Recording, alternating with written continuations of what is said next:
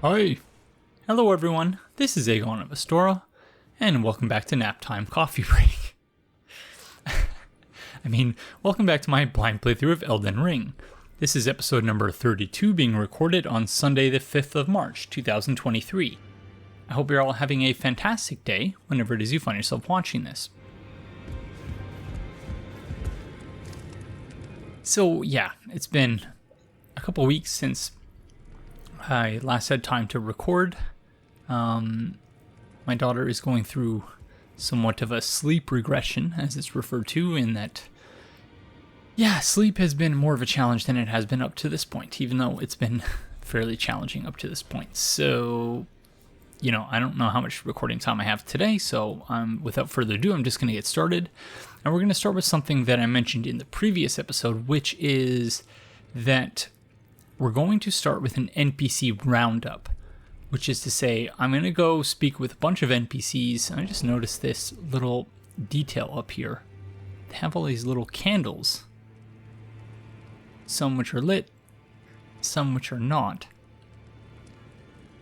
Up on, I don't think this is a balcony because it doesn't look like there's any way to access this area. But yeah, interesting touch up there. But yeah. Some of these NPCs will have new things to say, others won't. And part of the reason I don't typically do that, or at least I don't do it as often as I should, is that there's a lot of dead space in the episode, which is to say I'll go to an area and, make some commentary along the way, and then ultimately the friend doesn't have anything new to say. So then that whole segment is kind of wasted. So what I'm going to do is, instead of you seeing me warp everywhere, I'm just going to straight up cut to the next NPC in the roundup so that, I'm not going to worry about editing the transition from one area to the next. You're just going to see any new NPC dialogue which comes up. So let's get started. But first, where did we have to go? I probably should have made a list of NPCs. Oh, it's the finger speaking. Please bring me some lemon meringue pie. I'm sure it's old to all of you, but the joke is not old to me just yet. Oh. You can touch the two fingers?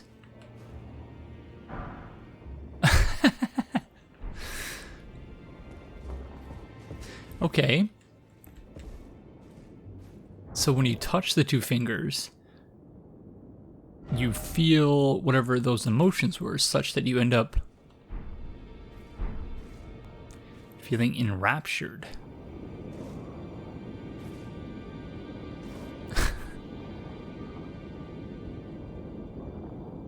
Interesting.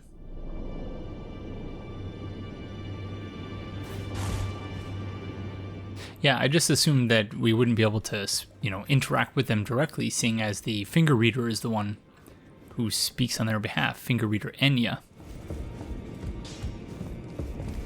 I am pleased to see you again. Would you like me to hold you once more? Now, come closer.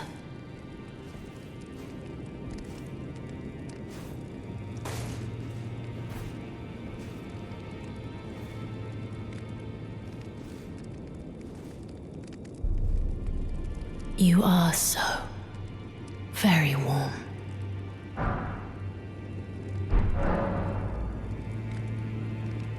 Okay, we have the option to speak with Fia in secret.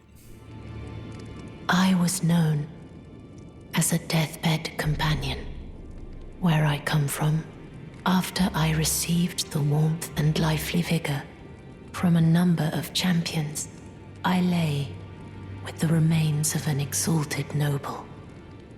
To grant him another chance at life, to do so is the purpose of my being. But before I could bear the noble into new life, I was awakened by the guidance of grace and chased from my birthplace. Pray, be kind, despite all that I still wish to be a deathbed companion. So please, let me hold you like this, as often as it takes. Okay, that is, wow, yeah, there is a lot to unpack there. I'm glad we decided to just give this a try. Okay, do you know... ... My dear, have you ever heard of Black Knife Prince? Dear Roger likes to talk of them when abed, and the ancient plot, in which the first of the demigods was slain. The black knives wielded by the assassins who committed the act, along with the impressions they made, somehow hide the truth of the conspiracy. These grand affairs are hardly my forte, but dear Roger began to weep as he spoke. Okay, Yeah. Again, a lot to unpack. So I'm just going to file that away upstairs for now, and then maybe we'll return to that later. In truth, I've heard tell from someone else about the Black Knife Prince that fascinate dear Roger so. Ooh. A nice little hand-drawn map.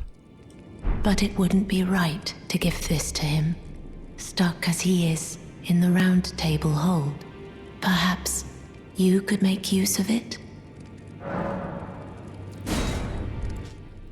A simple map given by Fia, a clue to the whereabouts of a black knife print. Okay,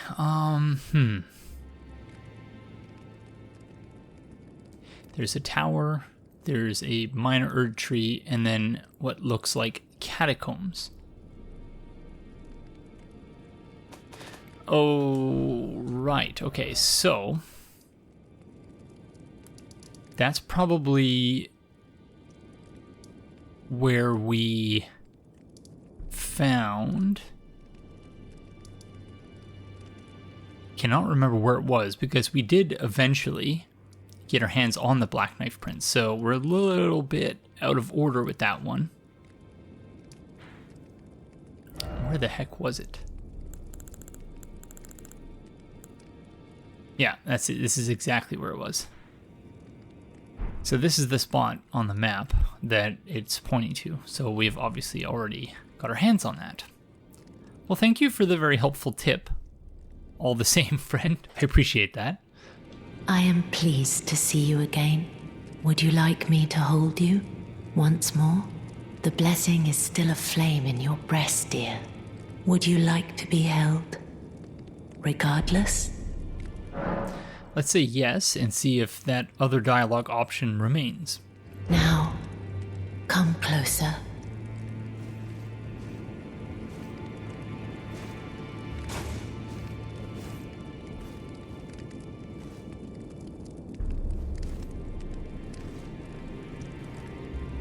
You are so very warm. About Rogier, friend, I have some bad news. I heard that you lent a hand to dear Roger. He seemed positively elated. He must be possessed of great mental fortitude. It anchors his will and sustains him, despite his grievous wounds. You truly are a champion. To dear Roger, and myself, too. Oh, well, thank you, friend. Very kind of you to say. Can I ask you a favor? My dear, might I ask something of you? Could you please find the owner of this dagger and return it to them? Weathered dagger. A certain person gave it to me as a gift. It's a very precious thing. It must have a special place in the owner's heart. So I would like for the original owner to have it back, if you wouldn't mind. I don't mind in the slightest. Tell me about the dagger, please. I'd like you to find the owner of the dagger I gave you and return it to them. It's a very precious... Okie dokie. Thanks so much for your help, friend. I appreciate it. Then good day to you, my dear.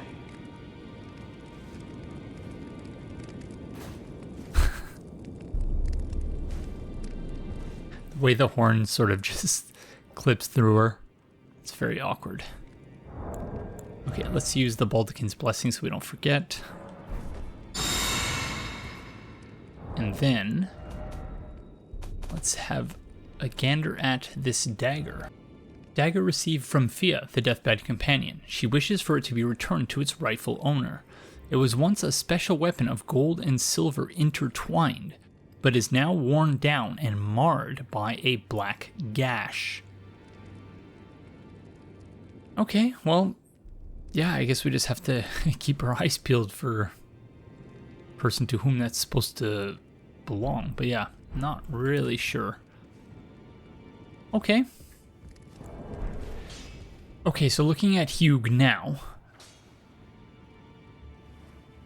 I likened him, what was going on here, to, I said it was somewhat akin to what was happening to Margaret the Fell Omen, but I'm pretty sure Hugh is misbegotten.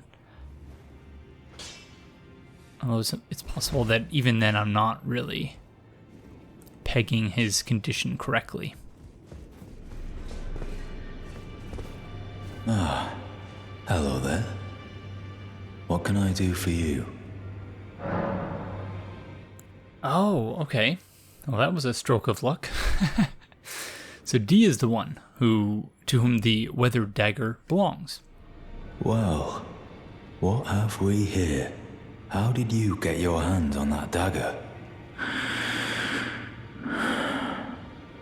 Well, that hardly matters. I know very well whose dagger it is. Why don't I return it to them for you? Good work bringing this to me. Camera work fell there, my apologies. Oh, that's a bit better. So it's not his dagger, but he knows the person to whom it belongs. So, yeah, good stuff. Glad to be of assistance. I don't know if this will push along his questline at all, but might as well purchase this just in case it does. Okay, thanks D. I should start calling him Sweet D. It's a reference to It's Always Sunny in Philadelphia, for those of you who are unaware.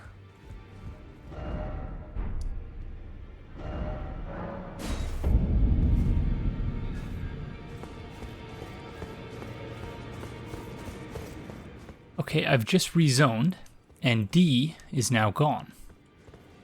So whatever we did, we've moved along his questline, seemingly.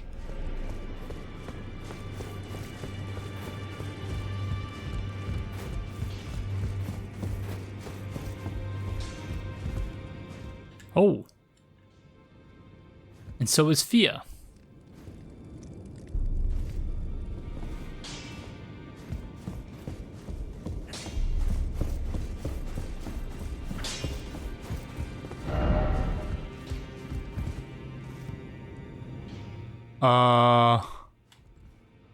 Okay, I was like, pretty sure this door was open before, but I don't think so. Oh. So. Did we just kill him? I'm gonna file that one under oops. So she's the one responsible for Rogier's transformation? Wow, okay. Finally, it is returned to its rightful place. The stolen Hallowbrand of the exalted noble. And now, I must bid you goodbye as well, though I ask you deliver this message to the Round Table Hold. I am Fia, deathbed companion, hark Round Table. Disturb not the death of Godwyn, the exalted. We who humbly live in death, live in waiting, to one day welcome our Lord. What right does anyone have to object? Our Lord will rise, the Lord of the many and the meek.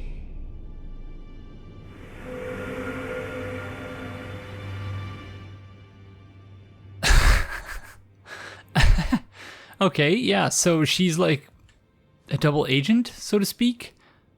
And she said deliver a message to the round table. She could have done that herself. She's here as well. I assume she means go deliver it to Sir Gideon or something.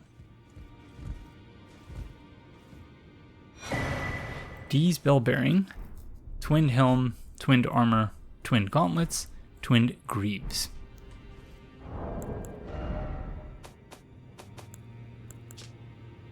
D's bell bearing found upon his perished flesh, offered to the twin maiden husks at the round table hold to gain access to new items. Helm depicting... Thanks for the rating, friends. Helm depicting entwined twins of gold and silver. The two known as D are inseparable twins. They are of two bodies and two minds, but one single soul. Not once do they stand together, not one word do they speak to one another. Perhaps this armor longs to find its way to the other D.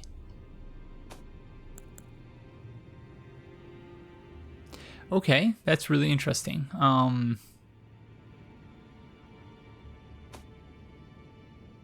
Not quite. I likened this to the armor that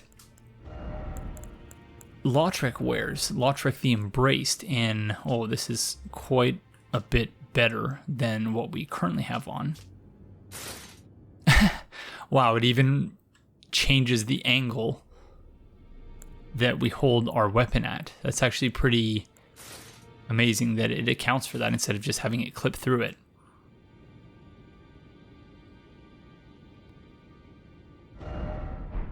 Are we still medium rolling? We are. Okay, that's good. We weren't light rolling before, no. I don't know if we'll keep this because it even freaks me out a little bit. So I don't know if we'll keep this armor, but for now, in honor of D, we probably should. So yeah, so it's not quite the same thing that's happening here as in Lautrec the Embraced, which was some sort of clingy and possessive goddess. At least according to the item descriptions, it was embracing him, quote unquote. But yeah, very interesting stuff. So let's go turn in that bell bearing. Oh, okay. Well, yeah, we've obviously already purchased these things, so the Litany of Proper Death I don't think actually did anything when we purchased it, but it was worth a shot anyway. Okay, I tried to deliver the message also to Sir Gideon, and that didn't have any impact, so I don't know if there's anyone we can actually deliver the message to. Oh, Lambkin, so pleased you're here. I'm glad that you're enjoying my gift. I knew it from the very start. You have a taste for noble blood. I wish to anoint you a proper inductee, a knight to serve Luminary Moog, the Lord of Blood, and establish a new dynasty. Luminary Moog has strength, vision, and of course, love. So, what do you say, my lambkin? Okay, Luminary Moog. So, to update you all, I've still not actually succeeded in... Gosh, I can barely take myself seriously with this outfit. Oh! I'm really getting off track here from the task at hand, but didn't Sorcerer Rogier mention that D has a sibling? And so I'm assuming this person who's in the armor is the sibling. That, I think, was fairly obvious. But, yeah, I'm only just putting those things together now based on my, long recall of what Sorcerer Rogier said, in that it took me a long time to remember. Anyways, yeah, I can barely take myself seriously with this, so we may have to change armor sets, because having a butterfly, hamster, alien is one thing, but having one with all of this going on is maybe a bridge too far. But anyways, yes. The Lord of Blood. You know, at this rate, we might as well. We're already part of one terrible faction, so might as well be part of another. Sure. Anoint me as one of the Lord of Blood's minions, I suppose. Yes. Who would have it any other way? Now, take this. Lord of Blood's favor. For your final trial, soak the cloth with a maiden's blood. Normally, this ritual would involve killing one's own maiden and recanting the wisdom of the two fingers. But since you are maidenless, the blood of anyone's maiden will do. Okay. Well, we're really aligning ourselves with some dreadful people in this playthrough. Okay. So, the blood of anyone's maiden will do, he says. And so this is why, from the start of the playthrough, he was very interested in the idea that we were maidenless. And he essentially encouraged us to go out and find a maiden, so not for our own good, not so that we could fulfill the, task of whatever the two fingers wanted us to do, but so that he could potentially have us join his ranks and do whatever he wants us to do. Okie dokie. Lord of Blood's favor, pure white oath cloth given by Veray. The final trial to be anointed, a knight of Moog, Lord of Blood. Soak the cloth with a maiden's blood. The blood of anyone's maiden will do. You are maidenless after all.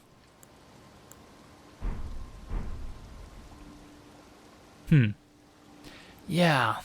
The cloth is your final trial. Soak it with the blood of a maiden. The blood of anyone's maiden will do. I don't even think we know a maiden in this game. Have we even met a maiden? Yeah, I'm not sure. Okay, thanks, friend. Come full circle with you in your bloody hands, rubbing your hands together and being all evil and weird.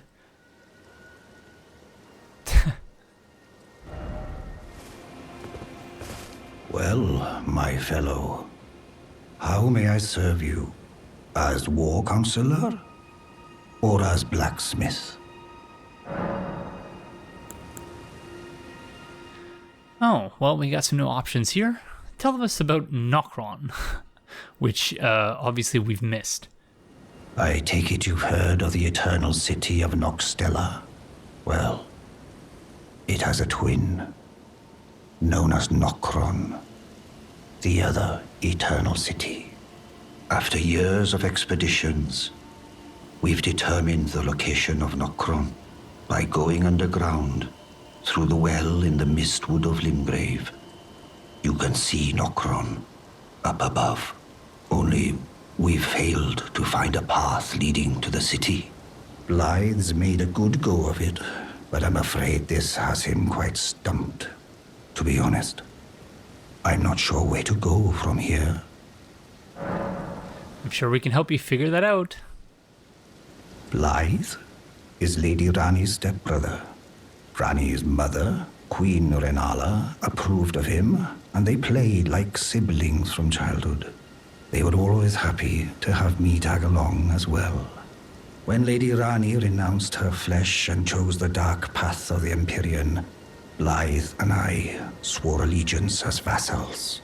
But none of us will ever forget our earliest days together. Promise to look after Blythe for me, will you?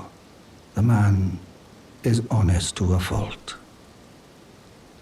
But fortunately, now he has you. Okay, so Blythe is Lady Rani's stepbrother. So that means that Blythe is not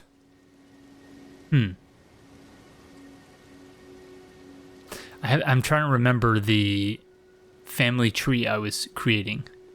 I don't... I'll have to think of the implications of that statement for the family tree. But yeah, that's something to keep in mind. I take it you've heard of the... Well, after you... Okie dokie. Blythe, to be honest. Thanks, friend. So Blythe suggested that it was General Radon who was responsible for the state she was in, and that if we kill General Radon, then we can restore Ronnie to her former state of consciousness, I guess. Last time we were here, I suggested that maybe she was warging and controlling someone else from here, or something like that, but yeah. Somehow General Radon is responsible for this, at least according to Blythe the Half-Wolf. Okay, so all signs are pointing towards us having to go to the Siofra River well. So I think that's what we're going to do. I know that we were very close to seemingly fighting Radon in Redmane Castle.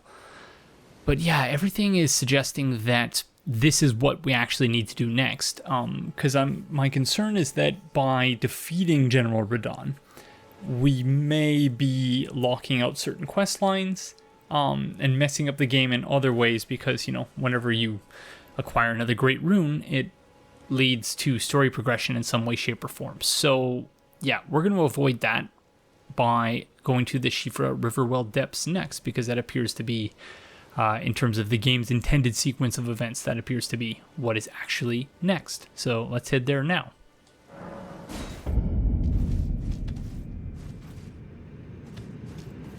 Okie dokes. Off camera, I died. It was a stupid fall death. And yeah, I learned that indeed the great rune that you have active with the... We might as well use another one. We have 20 of them. The great rune that activates with the rune arc does indeed last until your death. We also don't need to have that equipped at all times. So yeah, I thought that was pretty cool. As in, you know, we had not yet died up until that point. So if we have already... That's just a melted mushroom, which I think we picked up last time. But let's make sure. Yeah, we have. Okay. So last time we were here, I want to say it was episode 6 or something like that, where we walked around for a minute. I picked up some of the crafting materials and then tucked tail and ran.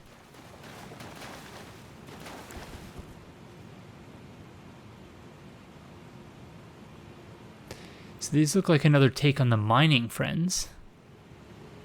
Though I could be wrong about that. Should we? Yeah, we might as well call our Riot Lucaria friends for a little bit of assistance.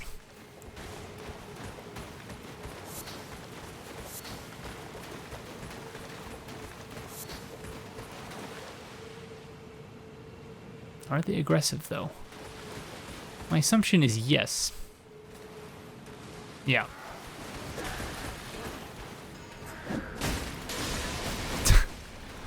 Nice toss, friend. What is the gimmick, though? Yeah, we're definitely going to be over-leveled for this area, I think. Not quite one-shotting everything, but close. If we were to buff our weapon, probably would be one-shotting them.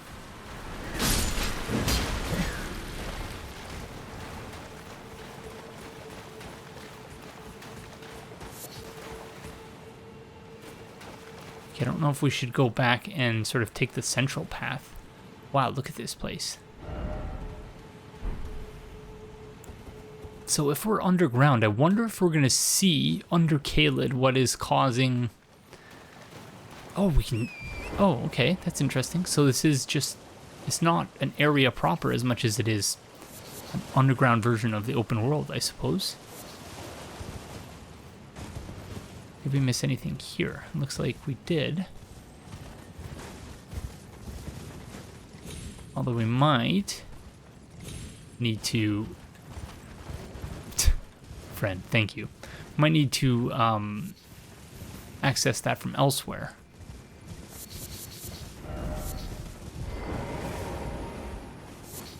Silver Firefly.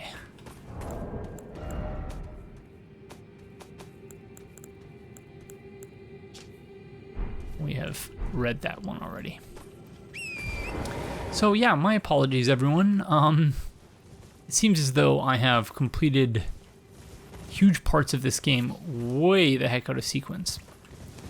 And that was always going to be a risk with this playthrough, with how blind it actually is.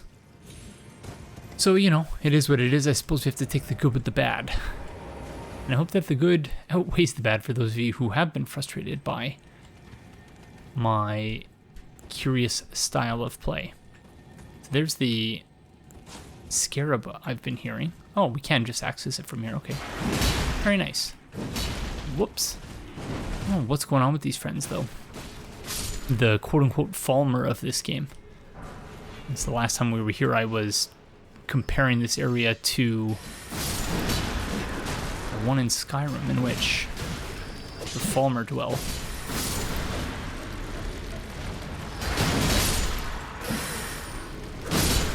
I don't know to what degree these look like they're stone people of some description, and when they die, they sort of melt into these clumps.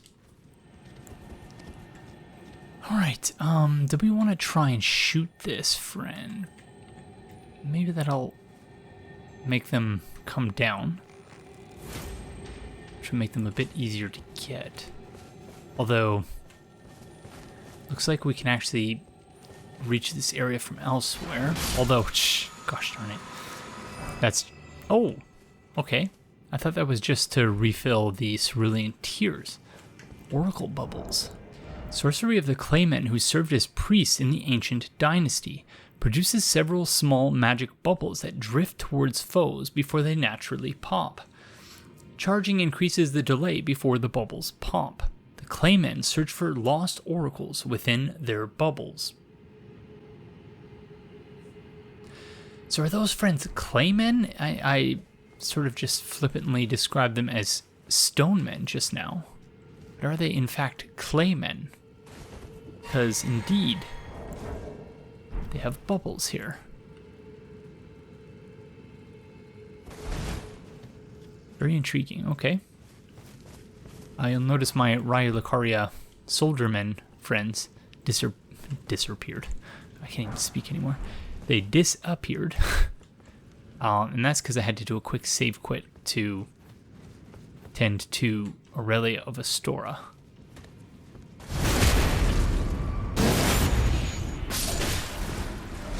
Nice thrust there, friend. Oops. Oh, there are the bubbles. Creepy music.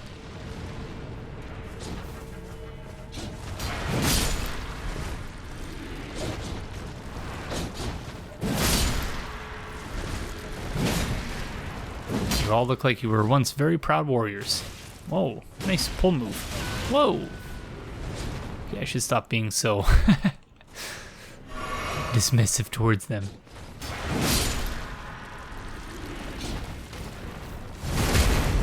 I'm sorry, friends. I will respect your skill and gallantry and your bubble making ability. My daughter would be very impressed with your skills. Okay, that's me being dismissive again. Golden Rune level 2. No, gosh darn it. Aegon. I saw that and just walked into it. Immunizing cured meat.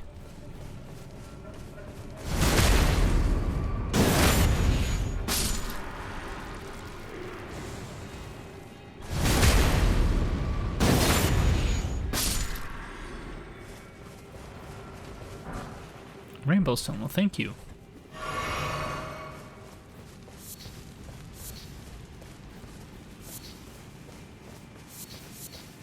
Picking all this up as though I'm actually gonna start, you know, crafting things with it. Wow, this place is just stunning. And I've said that many times in this playthrough thus far. And it's all been 100% time for jumping, indeed. It's all been 100% genuine, just my reactions. And, you know, obviously I think it goes without saying, but yeah, just a stunning game, and I'm quite enjoying it. Hope you are enjoying my enjoyment of it. Budding Horn. Whereabouts? Where does all this lead? Gosh darn it. I really hope we don't have to take Torrent. Yeah, my fall death earlier in this episode was due in part to me being perhaps a bit careless while riding on Torrent. But also, I also think that it's a bit... it's partially a consequence of how slippery Torrent feels when you're platforming with him. Or them. I don't know if we've been given... if Torrent's gender is all that clear.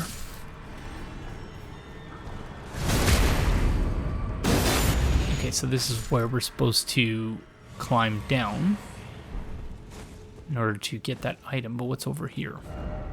No item ahead. No I. Oh, thank you all. Still, like, tempted to check though.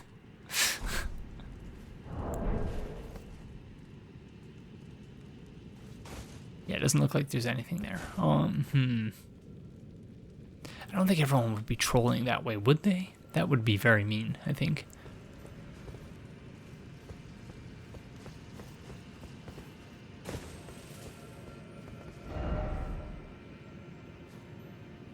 I will, thank you.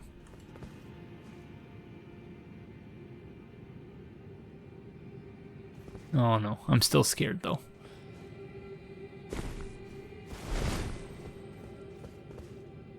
Is this the only item?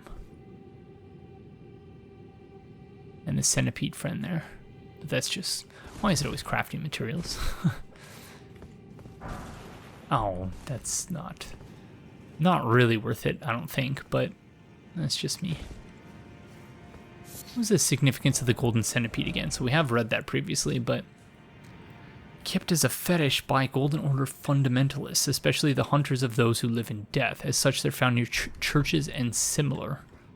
So places that are akin to churches. This looks like a statue. Is it supposed to be a statue of someone who lives in death, or a statue venerating, yeah, a Golden Order type of figure? So someone who, yeah, is closely associated with the imagery of roots and things taking root. And we saw that with the statue of Radigan in the Academy of Raya Lucaria. I think this is where we turned back. Indeed, after fighting all the bubble friends.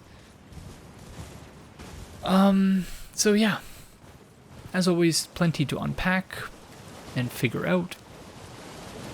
Although I'm probably going to be wrong about most things. They're all things that I can add to my sort of... I mentioned It's Always Sunny in Philadelphia earlier in the episode, to my sort of Pepe Sylvia conspiracy board. As I try to figure out the story in this game, which is proving to be quite the task.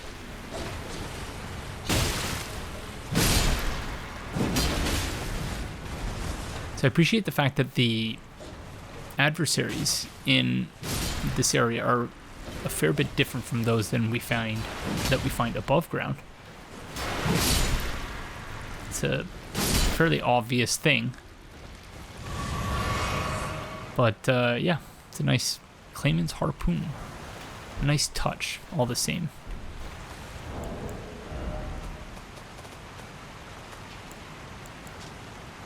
Harpoon with a tip made from a sharpened meteorite shard, wielded by the Claymen who infest dynastic remains, so remains of a dynasty. The blade emits a faint light and deals magic damage. Cool. So, these are the remains of a dynasty. So in other words, a multi-generational ruling family or class? Soap. Okay, that's the first we've seen that. Oh, it is not. crafting material. A plant-based soap made from mushroom juice. Craftable item. Cleans off filth and other accumulations on the body, while also slightly reducing poison buildup. Filth recovering the exterior eventually seeps inside, soiling one's very spirit. So, again, a very similar message to what we've seen in FromSoft games before, which is the idea of things being impure, and that the impurity is not just a matter of biological impurity, but also spiritual impurity as well. And those two things, if you look back at our history as a species, are most likely intertwined for good reason. Another magical lift here. That, it makes sense that in our spiritual traditions, speaking of spiritual traditions, look at this buckler floating just off her back. Thinking of, back before we had an understanding, say, of the germ theory of disease, that it would make sense for there to be sort of spiritual prohibitions against things that we knew based on our experiences were problematic to engage in. Problematic to drink water, for instance, from, if only I had a head, problematic to drink water from a water source that is still and not moving. That makes perfect sense. This does not, however, make sense, because, well, at least insofar as these are stars, I guess they're not stars, but they're, at a distance, they look like stars, because, of course, we're underground, so we're not actually seeing the sky here. This is something else. But, yeah, it makes sense that back before we had an understanding of the germ theory of disease, that we would come up with some sort of spiritual explanation for no horse head, don't you dare. So we can't call torrent in here? Is that what that? Yeah, that is indeed what they're saying. But a very curious. Oh, it says we're in Nokron, the Eternal City. So how are they not able to find it if we're in the Eternal City? Preserving boluses. Yeah, I thought when I came in here, I'd really love some boluses. Again, it's really no reason for me to find that word so funny, but I do, so I'm not sure that I can explain it.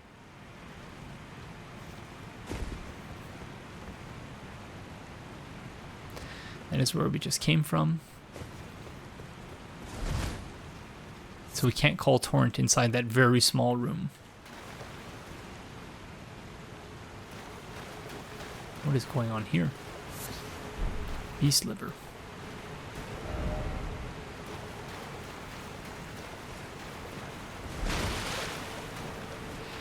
Okay, so I have been wondering about this. About the extent to which they, and by they I mean I guess all the people of this world, the extent to which the people of this world have really reshaped the landscape in various different ways. Oh, crab friends, okay. And it looks like this is another example of this, because of course this area is called the Siofra Riverwell Depths. Shout out to, I'm very sorry, whomever it was. I put your comment on the screen in an earlier episode, but I don't remember exactly who it was anymore, who provided pronunciation guidance on this, and also Blythe the Half-Wolf, who I was calling Blade. Oh. Well played, crab friend. You scared me. But yeah, otherwise I obviously would not have known to call it the Siofra Riverwell, but yeah, this is the Siofra Riverwell. And that name does not necessarily correspond to my understanding of any particular hydroelectric facility or, any sort of human engineering work for reworking the landscape and taking lands that otherwise would be covered by water and remaking them in different ways. But that seems to be happening all over this world, and this seems to be another example of that. So before my wife and I moved into our current home, we lived not far from a ravine, but it wasn't exactly a ravine. Like, it was still a ravine, but there was no water running through it. And the reason for that is that they redirected the water to an underground reservoir, essentially. And so, you know, all of that land that was previously underwater has, you know, not really fully been developed, but like, it's different than it was, in part because we've sort of specifically engineered it that way. And there are, of course, significant consequences in some... Wow, look at this place. Amazing. Oh my goodness. So these are all the roots then.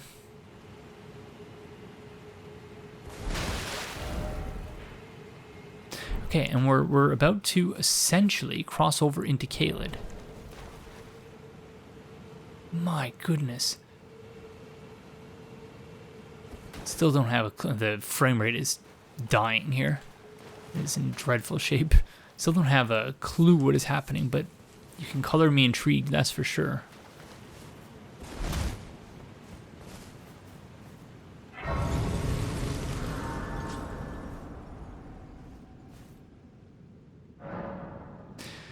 Siofra Riverbank.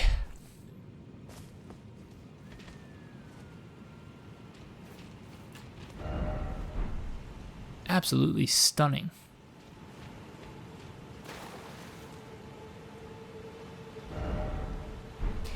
So part of the problem I'm going to have with this place, of course, and I'm sure you're all waiting for it, for me to say it, is I don't have a map. Oh. Hey friends, where you going? Oh no, you leave him alone, you bully crab.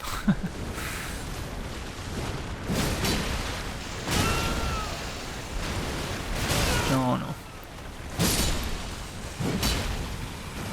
That was almost dreadful.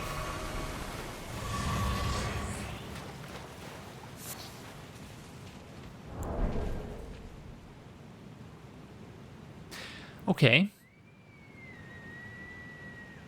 That's one of those friends who we came across, I think it was the Old Ruins or something,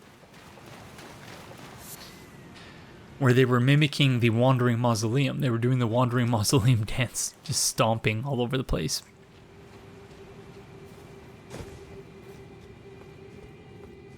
It's cool that we got deer here, I guess. They're so cute. I don't know why they're under here, though. Yeah, these are the same friends.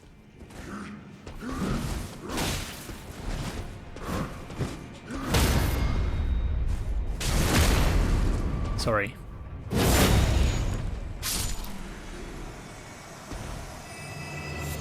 Probably don't need to parry them. Why? Oh, I guess maybe he himself was hunting and picking up thin beast bones. So we're not taking his bones, but taking the bones that he accumulated while farming.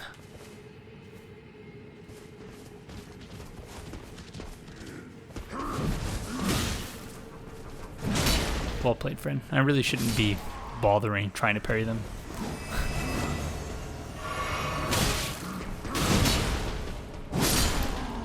Not quite one shot, but pretty close.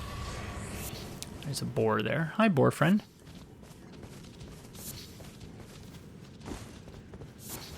Lump of flesh.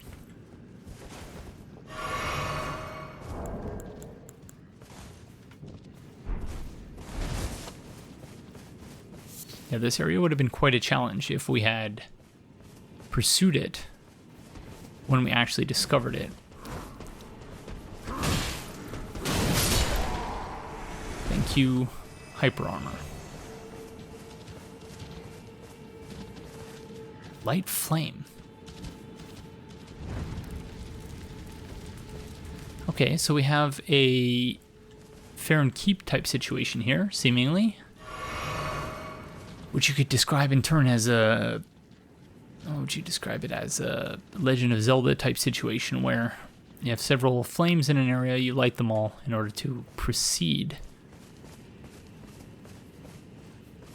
So I'm going to take a wild guess and say that the next one will be over in this direction here. Thank you, friends, for the kind ratings. We should have a look and see what is getting all the ratings. Fingers ahead, skeleton ahead, old codger. Why is it always tongue? Angel ahead.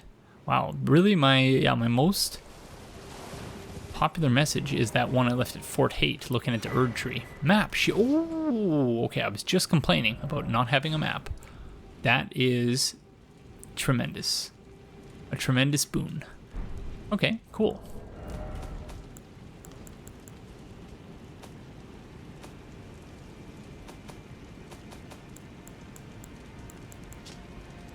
Map of Siofra River and environs. Two great rivers flow beneath the lands between, the Siofra and the Ainsel. The vast region is said to be the grave of civilizations that flourished before the Erd Tree. So earlier in the playthrough, I was quite taken aback at the suggestion that there was an era before the Erd Tree.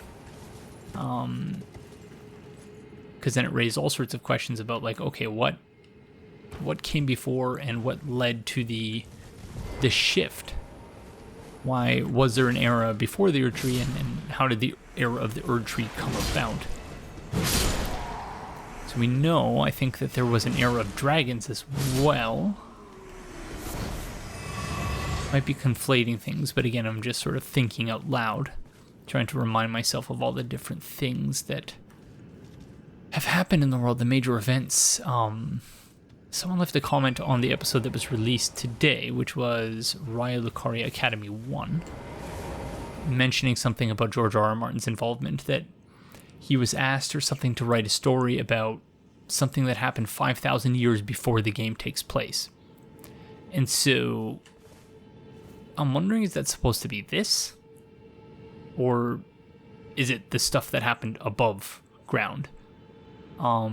And this is even more distant in the past, because if this is George R.R. Martin's involvement, that I find that pretty funny, and somewhat. I don't want to say inconsequential, because obviously we don't know how consequential any of this is yet. But yeah, Arteria Leaf, Inverted Hawk Heater Shield.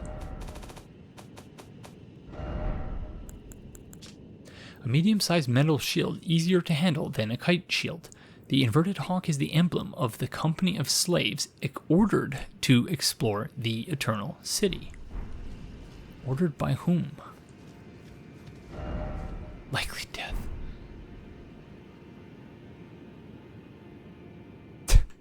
Indeed.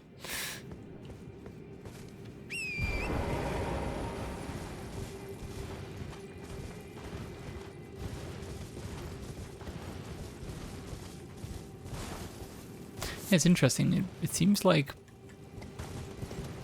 a lot of the wildlife is actually the same.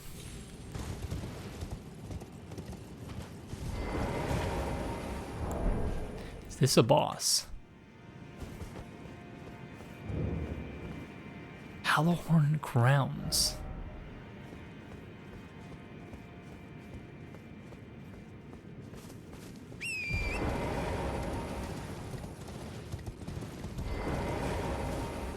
Aw. Rip, friend, sorry.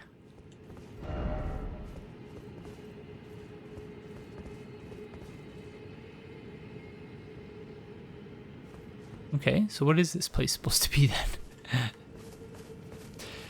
Because yeah, if George R.R. Martin was invited to write a story about something that happened 5,000 years before the game takes place, then that to me suggests that he was in charge of writing the story for this area. Which to me is strange if that's the case. Like, then in that case it would suggest to me that George R.R. Martin's involvement was nominal at best. Because all this stuff with the shattering seems to me at least is like the main thrust of the story. Unless my timeline is just way off. And in fact, the most significant events in the story, that is, the shattering happened some 5,000 years ago. But I was thinking that these things were a bit more recent. Like, I'm only hesitating because I know, of course, that's a big thing in FromSoft games often is that, like, we're exploring these areas after, at a time when most of these events have already happened, the world's already in decline or has declined.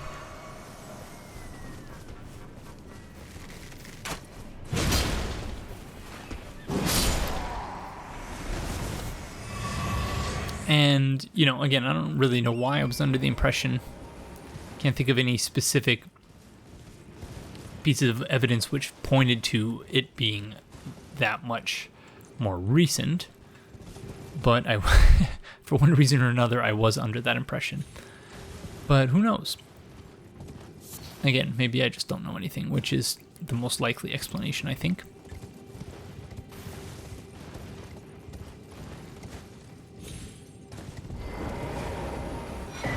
Hornbow.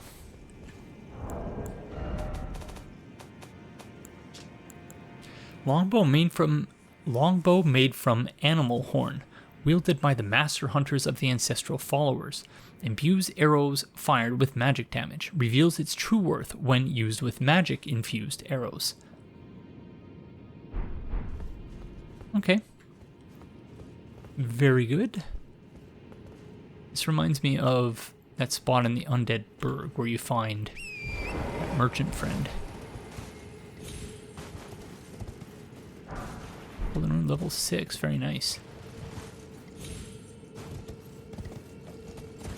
And by the Undead Burg, I mean just outside of Firelink, en route to the Undead Burg. I don't think it's actually in the Undead Burg.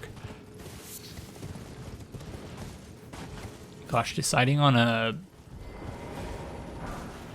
thumbnail for this episode is going to be quite difficult, because there's so many just tremendous looking vistas. We have some turtle friends here as well. Yeah, and thank you to everyone who... it would have been Stormville Castle 2, I think, the episode in which I raised the idea of creating a series of videos about showcasing, not about, but showcasing the soundscapes of Elden Ring.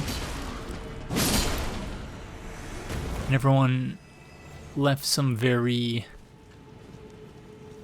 encouraging and helpful feedback about that. And so that is something I would still love to do one day. By one day, I mean hopefully someday soon. But obviously, it's the type of thing I would know better once I've finished the game, which areas I should focus on and which ones I can sort of just leave. But the soundscape here sounds also quite interesting. That's why I'm bringing it up, because this seems like another area that it would be actually quite interesting to explore the soundscape of, in which it would be interesting to explore the soundscape. Oh no, oh, that's, wow, much more problematic than I was expecting. I thought that was just going to be this, ooh, is it Ascending Gate? Of course it is, okay. Oh, that was close. Okay, should we check out the Ascending Gate? I think we should.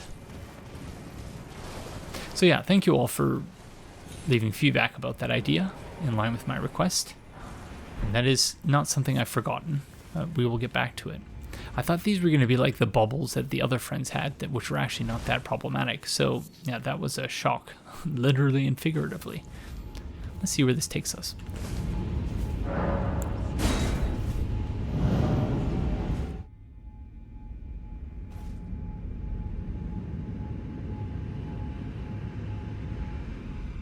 Okay, no title card because we're not even in a different area. We're still in the Eternal City.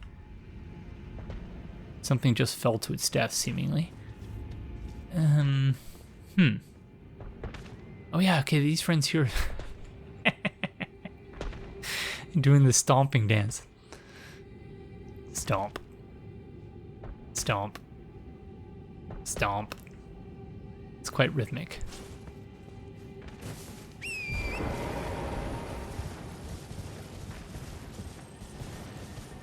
See if this friend... Oh no. Oh no.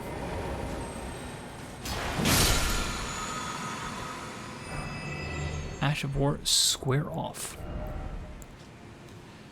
Square off. This skill starts with the sword held level. Follow up with a normal attack to slash upwards through it, so there's no lower here, unfortunately. Okay.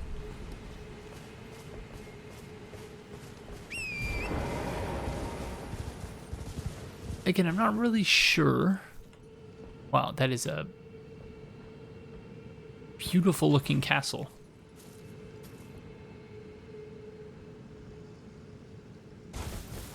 Yeah, absolutely breathtaking, this place. What is this?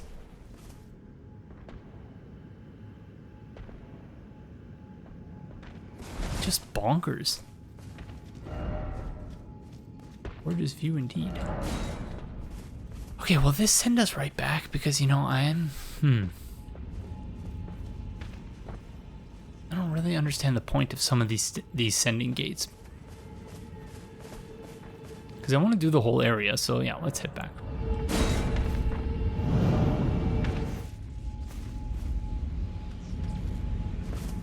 And yes, it brought us back. Okay, that's good.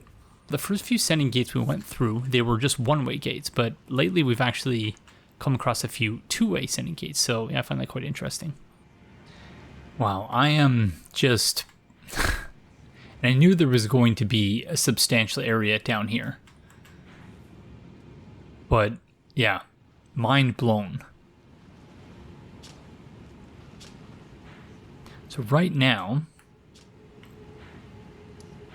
we are under the Caelid Waypoint Ruins. Very interesting.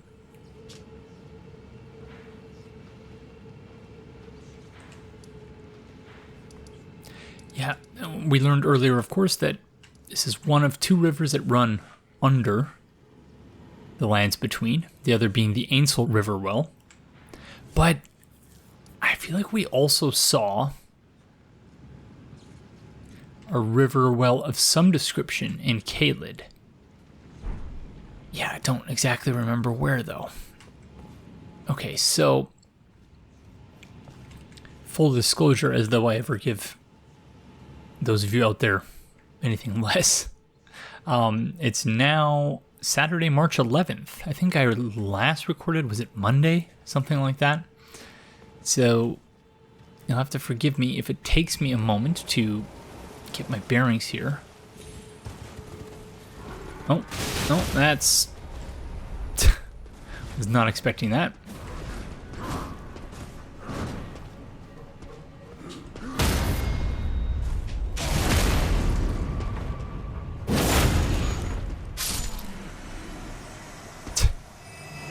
Friend just sort of came out of nowhere.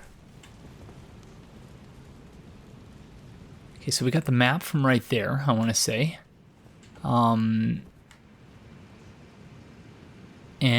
we lit a flame over here. Did I just... I suppose it wouldn't be unlike me to just leave these friends be. Unless I sat at a site of grace. Again, you'll have to forgive me because it has been a few days since I recorded the previous segment. Gosh, yeah, and I'm just completely in awe of not only how, oh gosh darn it, not only how massive this area is, but how beautiful it is as well. And just trying to figure out what the heck I'm even seeing. Because you can see there's a root system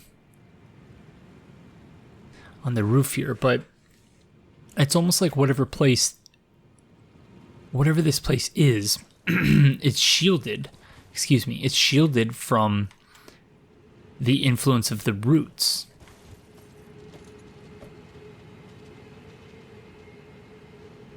So, in other words, and I suppose there would be many implications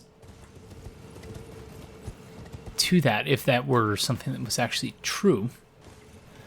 But that would mean, among other things, that those who live in death probably would not exist here. Because there's no possibility of death root breaking through whatever this barrier is between above ground and below. Because we did go a fair distance down. Okay, here's a spirit spring.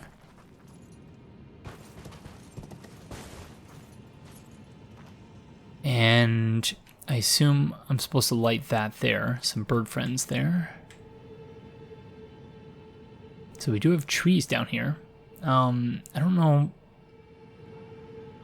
What is their light source? I guess probably the...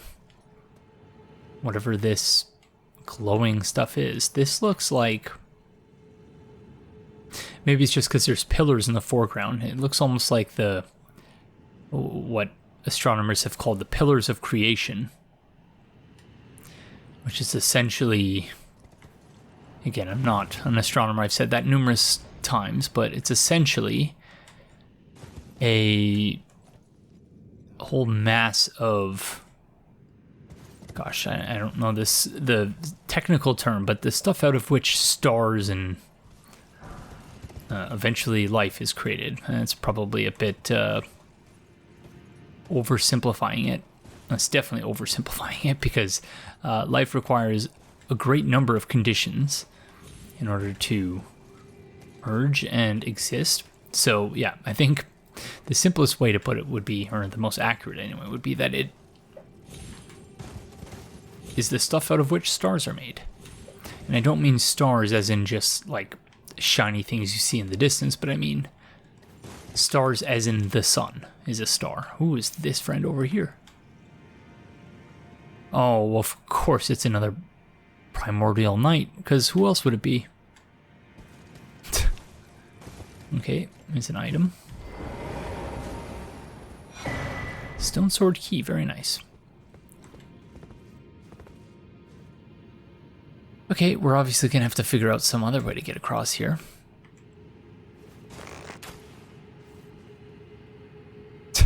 Not even close. So yeah, I want to say this is the next spot we're supposed to light.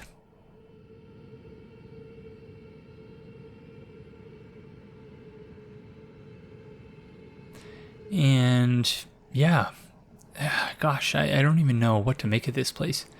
Is this supposed to be like sort of a reference to, you know, lost civilizations, Atlantis, things like that, where it's this idea that they're just sort of under the water and, you know, you can just find it and, you know, discover all this lost stuff that we didn't even know we lost because it's been so... yeah, anyways, I'm not sure exactly what to make of this place, but are we even going to be able to make it back across here? Oh, yes, thank you, Torrent. You are tremendously helpful, friend. Really appreciate all your assistance.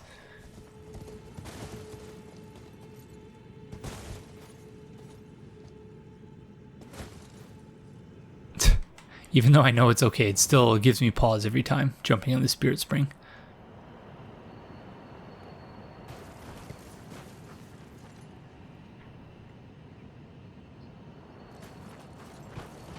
Is there any way we can take advantage of jumping on it in this direction? No, it doesn't. Oh, or...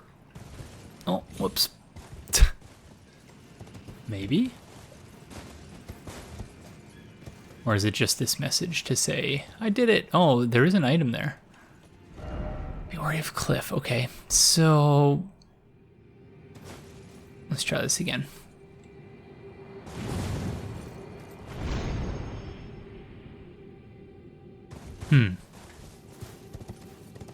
So are we supposed to just go down one level here? Because there's definitely an item there. I think we are. I feel like I have no control over Torrent though, or very little control anyway, so insofar as we can avoid it. Although I may have made a grave error. Because, gosh darn it. Oh, okay. We do have 43,000 runes.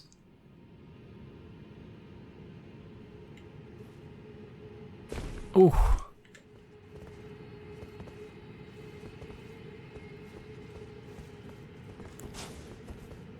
However, at this rate, I'm not sure that amount of runes matters.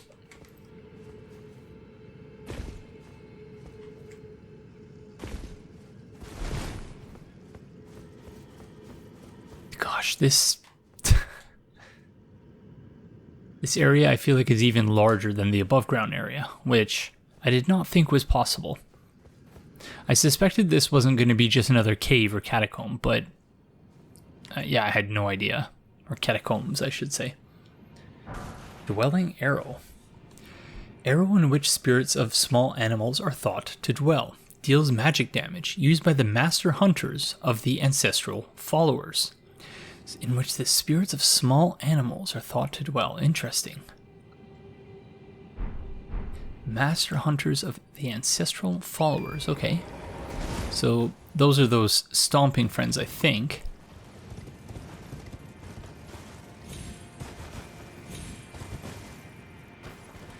So they rely in part on spirits of small animals.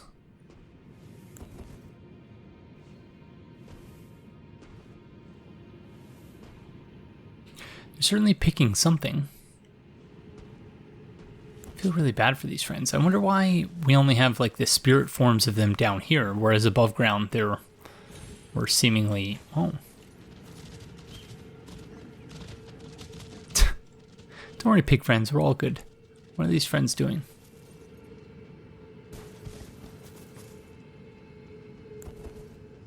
Oh no! Gosh darn it. Did not mean to... Okay, so in other words, these friends are... They live as one with the animals. Which, as you all know, by this point in the playthrough, that's something I can totally get behind. It's too bad they don't want to live as one with me as well. Oh, where are you going? Is he just practicing? Uh-oh. Did he see me? Oh, he saw me, darn it. Ah, hi friend, hello.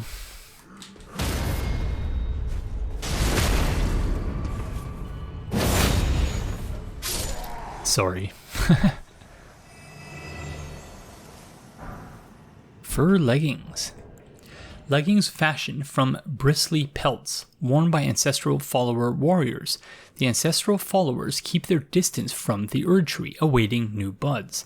They are certain to sprout from their very flesh, and indeed their souls. What is the they? The new buds? They're awaiting new buds. So, certain to sprout from their very flesh and indeed their souls. So again, I think that's speaking perhaps to this continual, this theme that we've seen emerge over and over again of, and we were talking about this in relation to all the things that are happening in Caelid, that these people are all becoming one with nature. You know, it's obviously not even such a simple term where you can just say, oh yeah, nature, you become one with nature, because of course our understanding of culture, or rather our understanding of nature, is necessarily filtered through our culture. So, you know, you can't really have an unproblematic understanding of nature because, again, our understanding of nature is inextricably entangled with our culture, our social moorings, our cultural traditions and understandings and things like that. So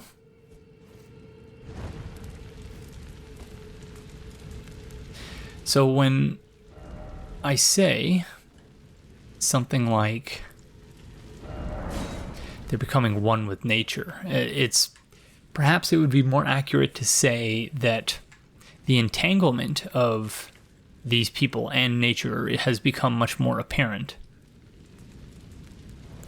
that it's become increasingly difficult to disentangle.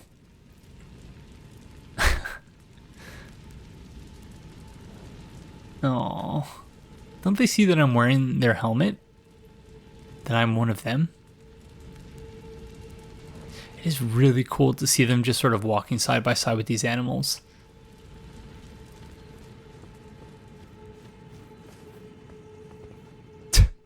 Thankfully, their vision is not quite up to snuff. Oh, crud, except for this friend.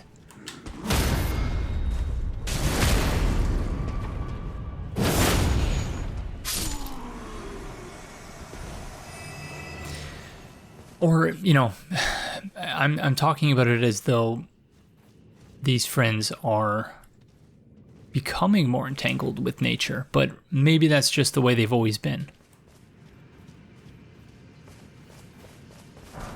Smithing stone level 2, yeah, so we are way out of position here. We probably should have come to this area much sooner.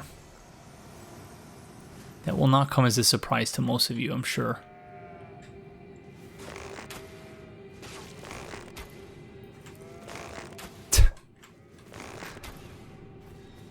Sorry, friend, I know that you were going to shoot me with that arrow as soon as you were able, so didn't really have much of a choice.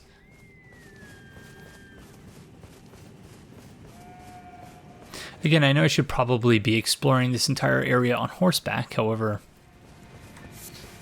yeah, my ability to do so is severely compromised by how dreadful I am at controlling Torrent, how slippery I find Torrent to control. Smithing stone level 3, that's a little bit more like it. But yeah, so to finish my thought, you know, maybe it's not so much a matter of these friends becoming more entangled with nature, but it could be them having always been that way. And in the broader context of the world, it could be that these entanglements are just becoming increasingly evident and impossible to ignore. I don't know how we're supposed to actually contend with these things. Can you shoot them or something?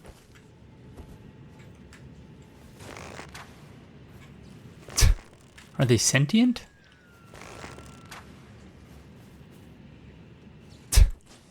No idea.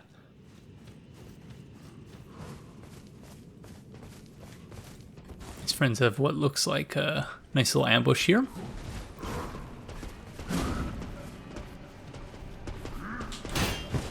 Oh, messed up that parry.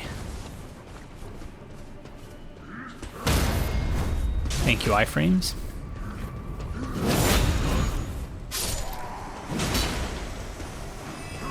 Ooh.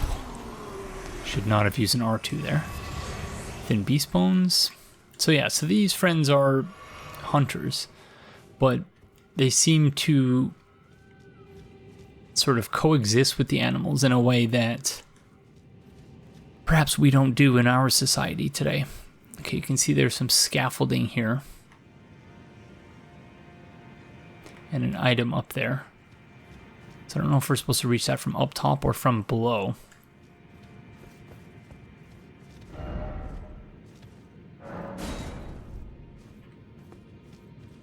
Yeah, not sure. But yeah, yeah, it looks like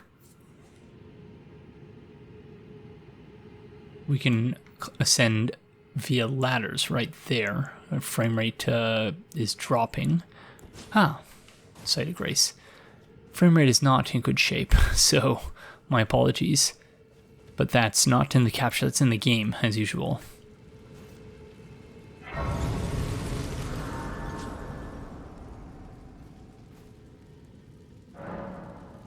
Worshipper's Woods. So just a reminder, because I was reminded about this while rewatching one of the episodes that, I think the episode that was released today on the date of recording, and it's this one. And it refers to Dee's younger brother, who is in a deep sleep in the aqueduct beside the eternal city of Nokron. And it's said that he stood before the Prince of Death not far beyond that spot. So, you know, a couple of episodes ago, I presented my whole theory of the Prince of Death being buried sort of at the foot of the Erd Tree, and that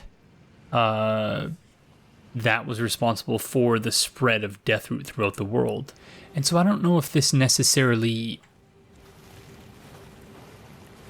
I don't know if this necessarily undermines that theory or makes it impossible, because it is possible that the Prince of Death, you know, that he could have been the Prince of Death before being placed at the foot of the Erd Tree. Although, I guess, yeah, it would problematize the particular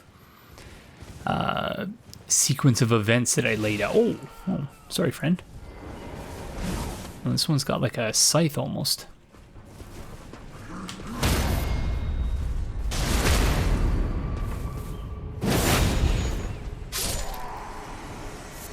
Because the theory I presented was essentially that they murdered, what's-his-face, Godwin, and then placed his body at the foot of the Erd Tree, or, you know, in close proximity to the roots, such that it would infect the roots and spread Deathroot throughout the world. Okay, so is that another spirit spring, or is that just the waterfall?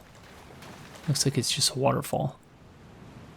And so again, that doesn't necessarily mean that that theory is not true. It's possible that Godwin could have come down here for one reason or another. Oops, rolled too early there. Oh no.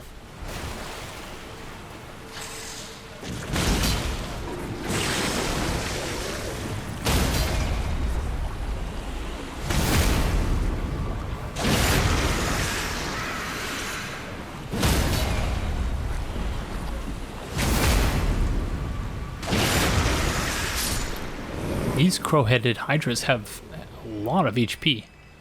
Jeez Louise. So yeah, so that doesn't necessarily invalidate that theory, is what I was saying.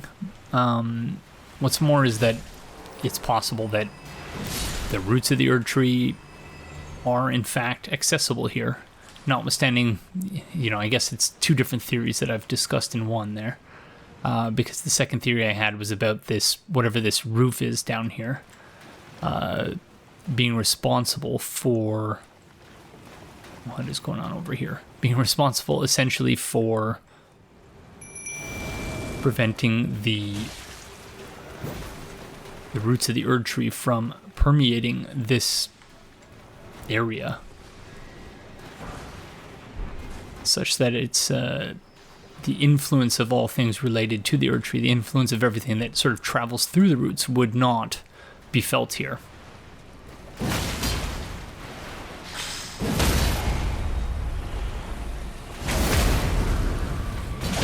Get 'em, friends! I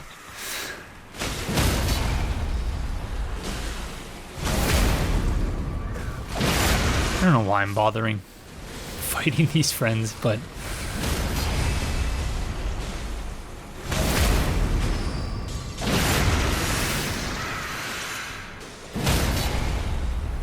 pretty easy to get them caught in these cycles of critical attacks.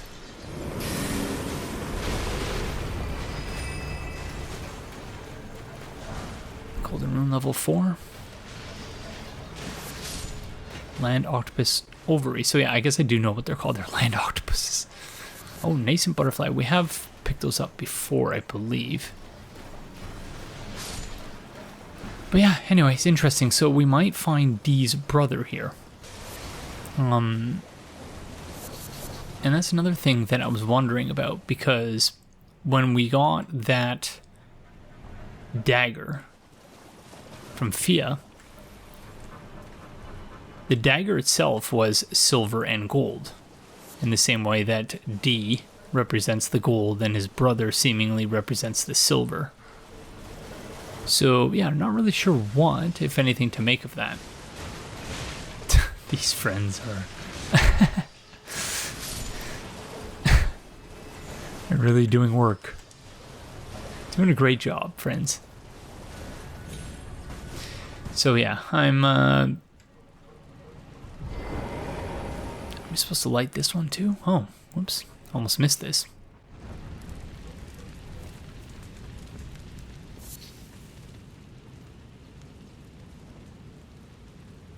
Okay, so we've lit 3 of these flames now.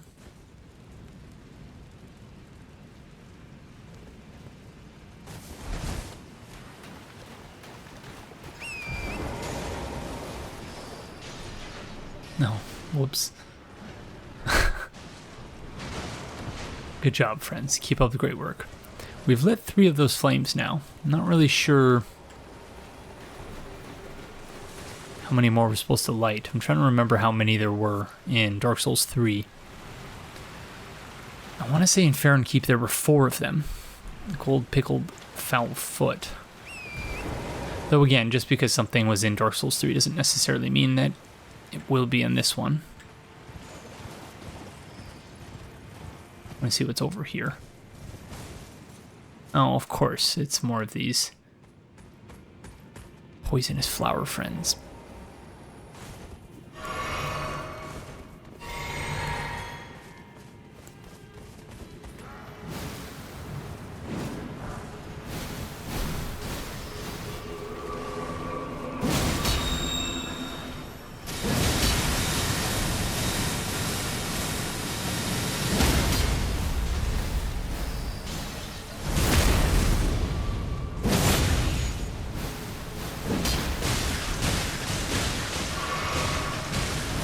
Whoops.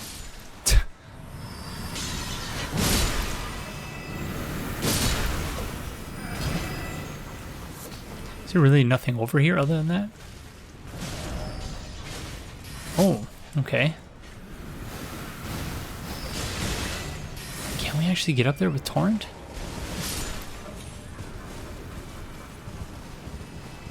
Maybe someone much more skilled than me.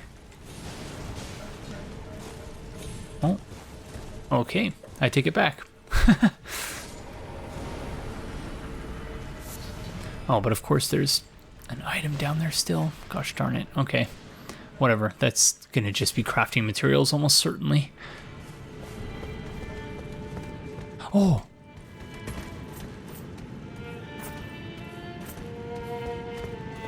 Oh!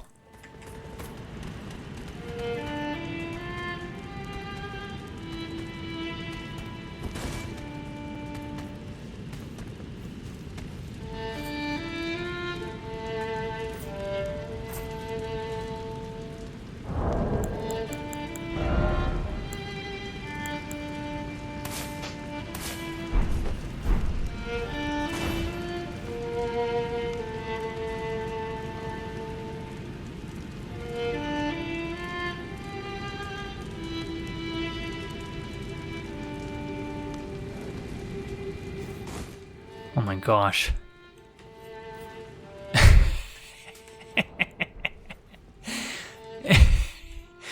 Okay, he's levitating. Because why wouldn't he be levitating? Hi, friend. Oh, a customer.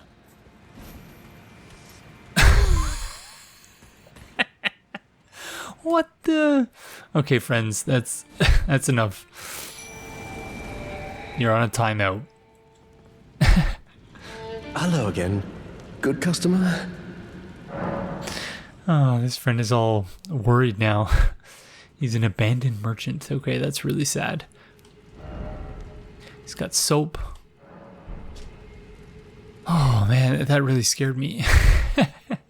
Nascent butterfly. Stone sword keys. Yeah, 3 of those. Yes, please. Don't know that we need any more of these because we already have 2. Nomadic Warriors Cookbook level 17. Wow. Soap, oil pot, and roped oil pot. Okay, sure.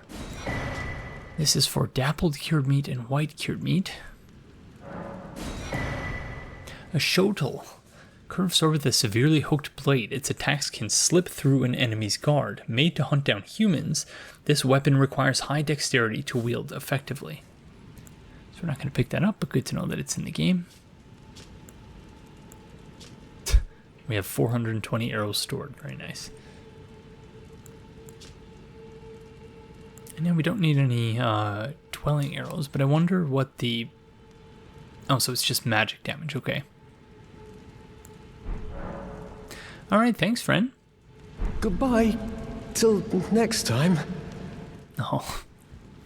We made this friend all nervous because Raya Lucaria friend tried to murder him for no reason.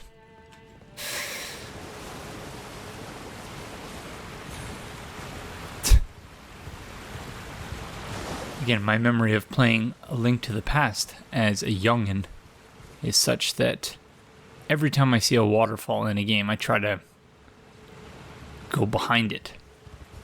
I assume that there's some sort of secret going on there. House. Indeed. I'm not sure that there's much else to say about that particular location. So we might as well ascend these ladders now. This has a vague... okay, I'm sorry. We have to stop for a second to write a message.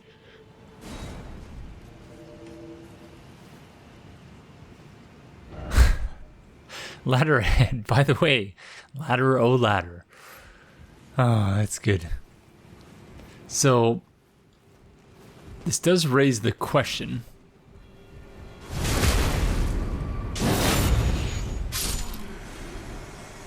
Are we about to run into Laddersmith Gilligan? I'm going to assume that the answer to this question is no. Because Sophie Pilbeam is alive. I think if Sophie Pilbeam ran into Laddersmith Gilligan in Elden Ring, she would have just... I don't think she would have been able to handle that after seeing her reaction to Laddersmith Gilligan in Dark Souls 3.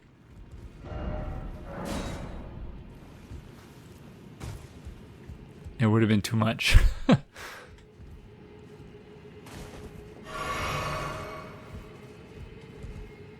Okay, so we can go over there. We can also want to make sure we don't forget to go back in that direction. Merchant ahead, okay. Oh, is this... This is leading to the friend we just spoke with, I think. Yeah. So this would be the conventional way of reaching them, I suppose. So again,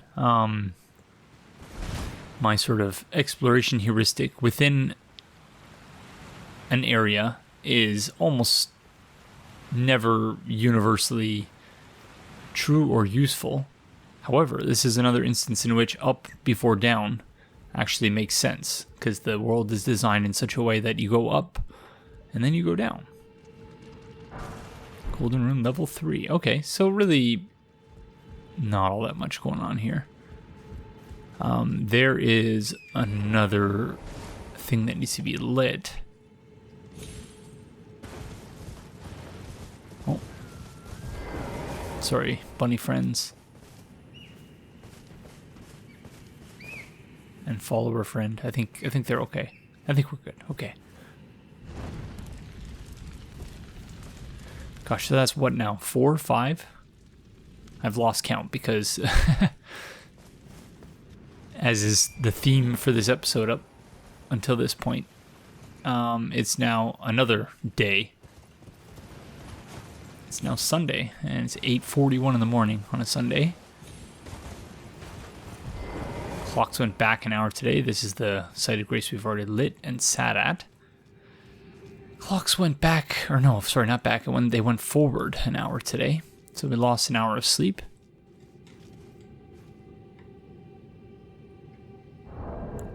Oops. I actually meant to do this. Just trying to make sense of what I'm seeing here.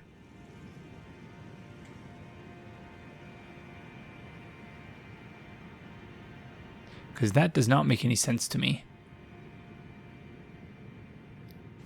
that Pillars of Creation place I was staring at yesterday, or maybe 10 minutes ago in terms of the episode time. I think we might be missing some things back there, but might as well proceed for now. Smithing Stone level 2.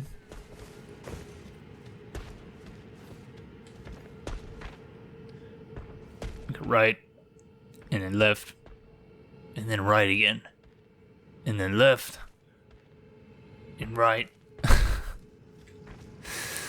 Only one person watching this is going to get that joke, and that's the trash man. Me and my brother, we really like the purple dancing demon, and how it goes left, and then right, and then left again. Yeah, he's got the rhythm. And me and my brother are all about the rhythm. One of the games that Trashman and I have spent the most time playing in terms of in-person games in the last, 3-4 years is I see a minor Erd tree from which we can get a seed, which I'm all about, is a game it was actually on Super Famicom. It was not released in the United States or Canada. I don't know if it was released in Europe. I don't think so, though. Called Naxat Pinball Jackie Crush. And it is just the coolest. I think this is that portal that we warped to from earlier in the area, so no need to actually go through there again. And yeah, it's a just tremendous video pinball game for the Super Nintendo, or again, Super Famicom more accurately, because it was not released in North America. And in that game, they just have, it's a... Oh. What? They're even friends with the rats? Okay, that's amazing.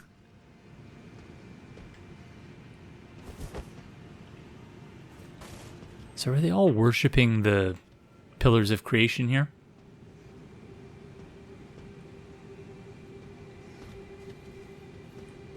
Might as well use our Assassin's Approach spell to sneak by all these friends.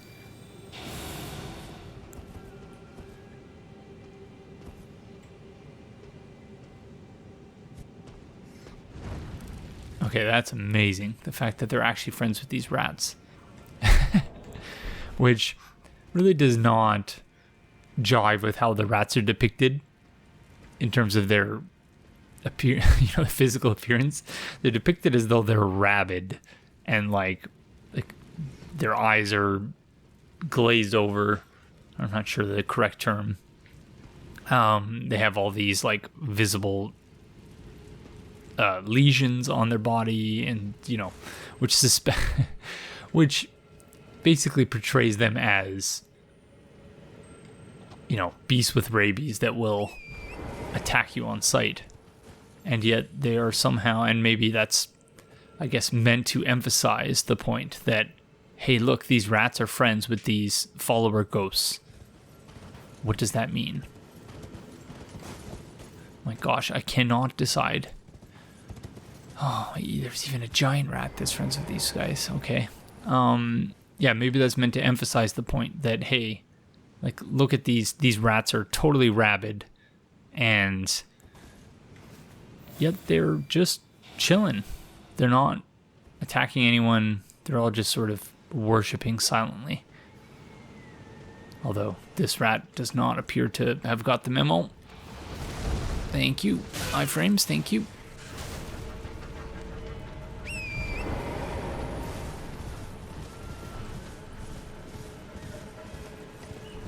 Okay. There's still some other stuff over there we have to go get, so we can't forget to go back there. However, I wanted to grab this. Golden seed, how many of those do I have now?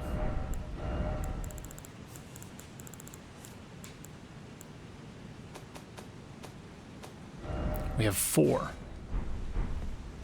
Okay, well that's good. I wonder, are we really up to 4 in terms of how many it will take for us to level up our flask? second question is, do we proceed in this area? Precious item ahead. That was close. Do we proceed here? I'm going to assume the answer is yes. I imagine this is probably a dead end.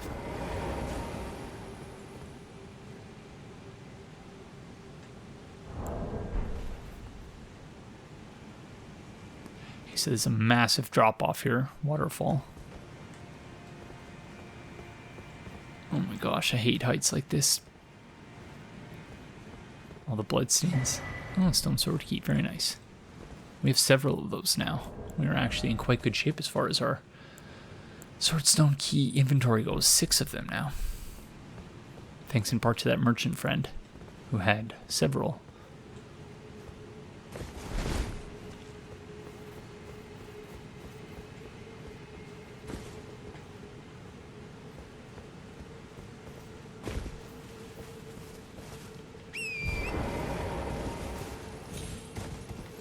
I suppose we can't. No hidden path ahead. Thank you.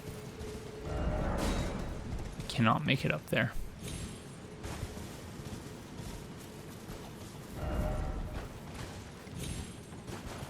Okie dokie.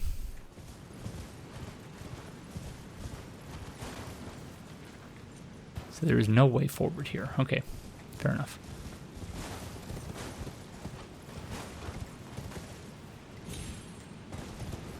Completely lost my train of thought, what I was talking about. Apologies, it's very early in the morning. I don't know if I've ever recorded this early. I feel like I probably have. But obviously my life is a lot different now than when I first started this channel. I was a grad student, and as a grad student I definitely had responsibilities, but obviously nothing like what I have now. Hello, friend. You're doing a great job. Keep it up. I'll never forget in Dark Souls 2, the Shaded Woods, how they had those ghost friends there that looked just low. Nice job with your bow there. These ghost friends look just like...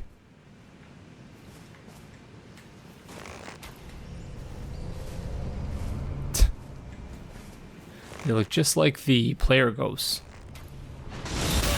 And so one day I spent an evening just sort of standing in the Shaded Woods, dressed up just like the ghosts that you find there.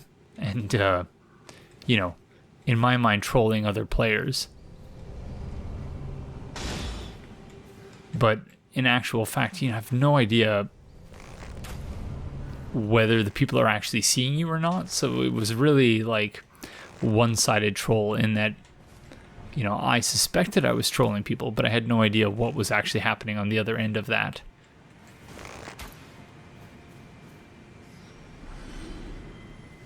I think I made a post on Reddit about that. So maybe I'll see if I can find that and post the screenshot associated with that, because that was before I had a capture card and a YouTube channel. I think that was right before.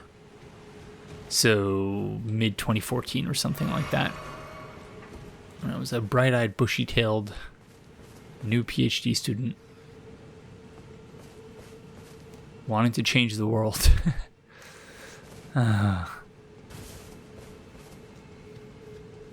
I guess, in a way I have to some degree with this channel, thanks in no small part, I should say, to all of you, because change doesn't happen overnight, and it certainly doesn't happen with one person only. Oh, crud. Okay. Sorry, friends.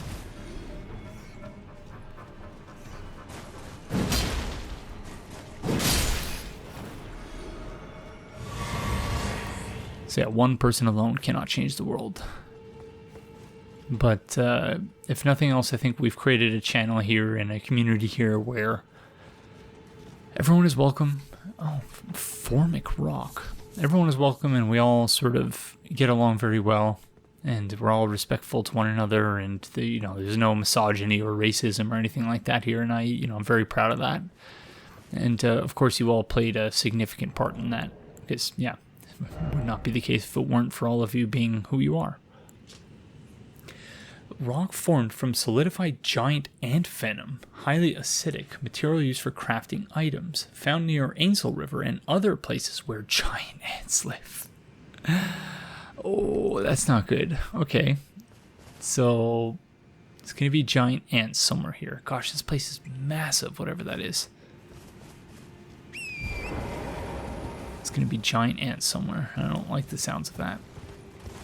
Oh my gosh, this is going to be easily the worst of all the stories I've told in this playthrough about my interactions with animals and creatures that are not human. Easily the worst. So much so that I'm like hesitating to even tell this story. And, you know, I guess I was not very old. I would have been like 2 or 3 or something, or 4 maybe. But yeah, I used to squish ants with with my hands and eat them when I was like 2 or 3 or 4. So there's that. That's pretty much all there is to the story. It's gross and mean and not cool. And so I guess the ants are gonna probably get their revenge at some point here. Provided there are actually giant ants here. But yeah, we'll see, I suppose.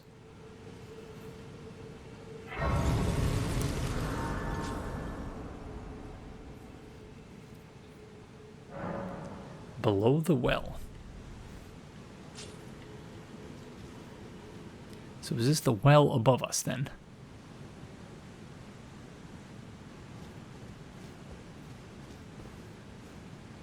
Wow. That is quite the fall there.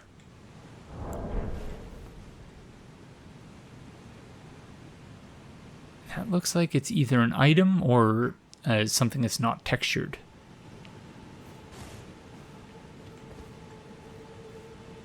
I can't imagine we go all the way down there, although I'm seeing additional items down there, so I guess the answer is yes. We're just gonna go down to the center of the planet, seemingly. Which is absolutely just bonkers as far as I'm concerned.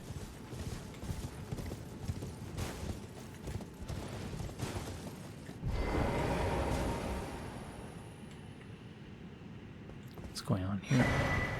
Clarifying horn charm. An accoutrement worn by the ancestral followers raises focus. Focus governs resistance to sleep and madness. Said to be a budding horn, the ancestral followers believe that the horns of a long-lived beast continue to bud like antlers over and over again until the beast one day becomes an ancestral spirit. Okay, so the ancestral followers are like basically the indigenous people of this land. Yeah, at least that's sort of what that's my interpretation of it based on, you know, the things I've been discussing in terms of the indigenous peoples of North America and how it is that they understand themselves in relation to the world around them. They seem to be very much of the same mindset, at least. That's how they're being depicted. I was also supposed to, before I stopped recording yesterday, I was supposed to read these items as well. But I think we've already read them. Oil pot and roped oil pot. Yeah, there's really nothing new here, I don't think. The other thing I did not do at the Site of Grace was upgrade our flask. So let's see if we can do that.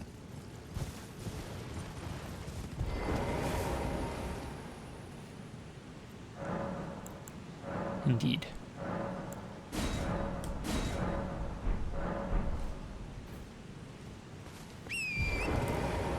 Okie dokes. Onward then. But wait, did we light all of the flames? Yeah, it might be worth doing one additional pass just to make sure that we did. Because it's possible we missed one or two.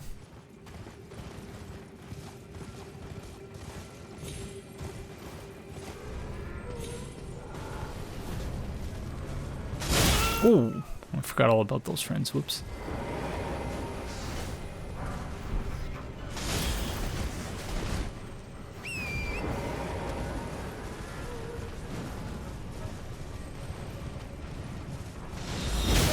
Ouch. Lit that one. Lit this one.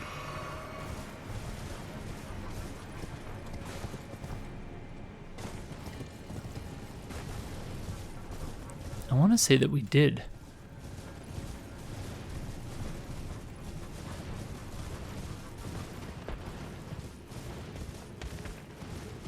Don't mind me, friends. Keep doing your thing.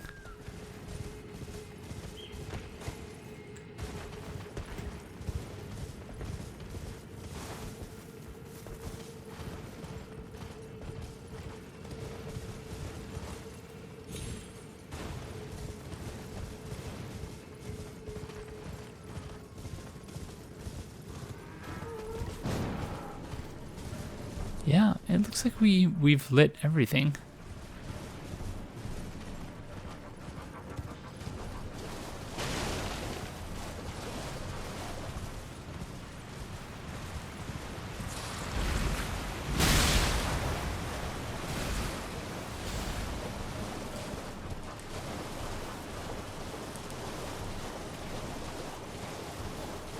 I suppose if there's anywhere we would have missed something, it would have been here, just because there's a lot going on here.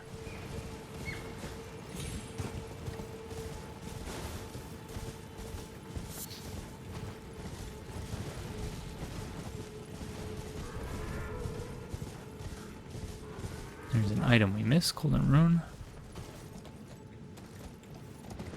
But no, it looks like we got everything.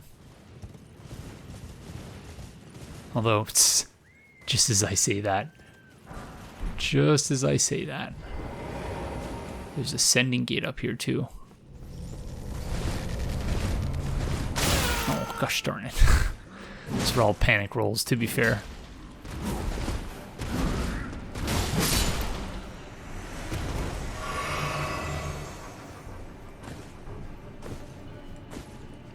I'm reasonably certain we did not use this sending gate, so let's see where it leads.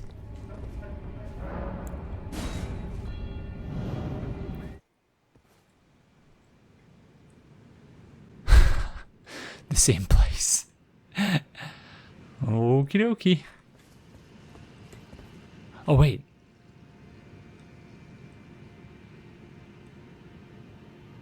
No. This is absolutely not the same place. We are much higher up now. Okay, interesting.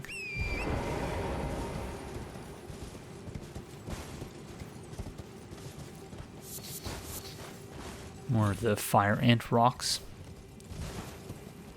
Giant ant rocks, whatever they were called. Formic rock.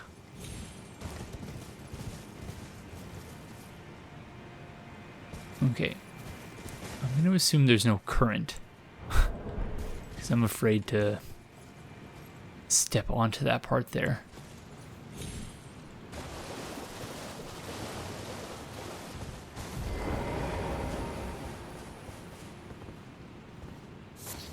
Slumbering egg.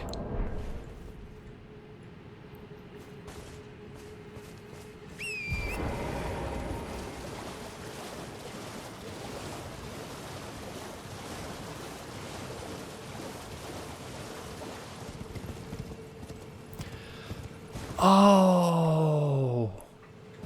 Okay, you know, it makes sense. I just realized. It makes sense that we find the ancestral followers here based on where we found them above ground. Because above ground we found them at the old ruins. So, that suggests that the old ruins, because we saw statues that looked something like these. It's in the thumbnail for one of the episodes. Except they had heads. It was the heads that were up top. This thing does not appear to have a head. So, I want to say that the old ruins were remnants of the civilization above ground. Oh, it's more of these friends. So, yeah, suggesting that the civilization that was down here was also above ground. They weren't just under here.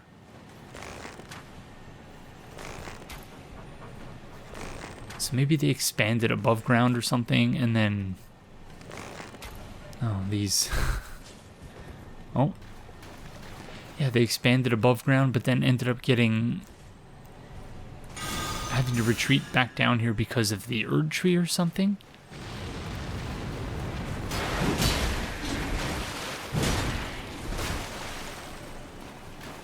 I'm not quite sure what the implications are of that just yet, but...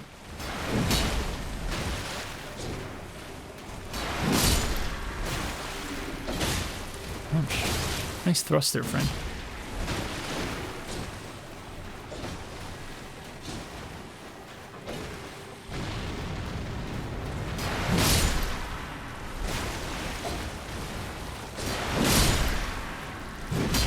Ouch.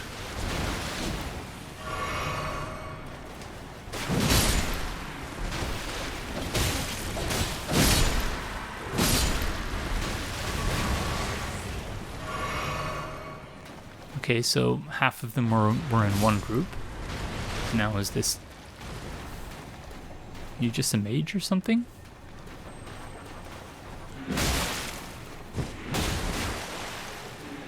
Yeah, it looks that way.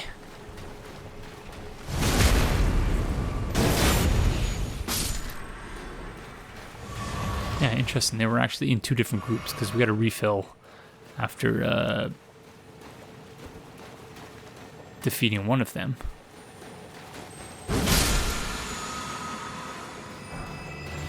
Great oracular bubble. Probably not pronouncing that correctly. Oracular. Sorcery of the Claymen, who served as priests in the ancient dynasty, produces a gigantic magical bubble that drifts towards foes before it naturally ruptures. Charging increases the delay before the bubble pops. The Claymen search for lost oracles within their bubbles. Okay, so I guess that's the, that was the whole purpose of this little side area here. More info about the Claymen, which is always appreciated. But yeah, you know, the whole thing about the old ruins, I think, is actually, oh gosh darn it, there's so many of them. So they're all searching for lost oracles here? Is that the implication?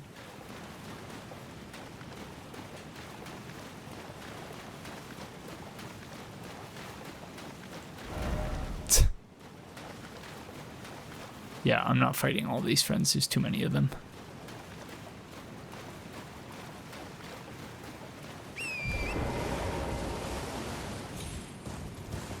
It's almost like you knew I was going up there, friend.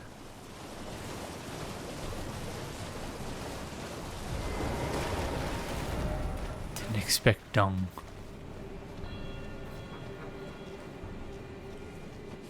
So it's going to be a terrible item. Dragonkin grease.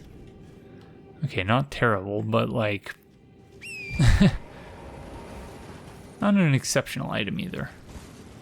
Oh gosh darn it.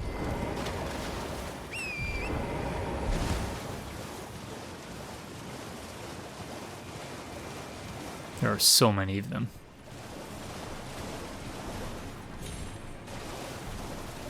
So they're the priests of the former dynasty, and so that dynasty was both underground and above ground, at least in the old ruins. And so the ancestral followers, what the heck is this? That's a boss, for sure. No doubt about it. What was the name of that one? So this is a Hallowhorn? Oh, jeez. Okay, we need a Site of Grace up here or something. We can summon, which is good to know. Grave Glovewort. Oh, Ghost Clover. Wow, level 5. Okay, is that as high as we've gone? It is.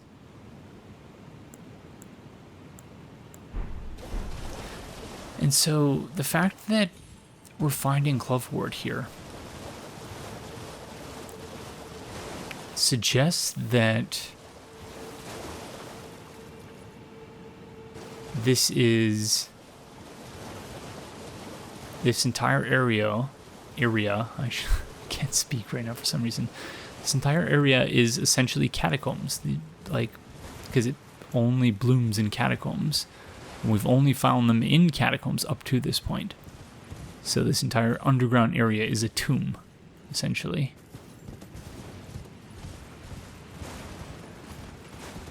Gosh darn it. We can jump over there, can't we?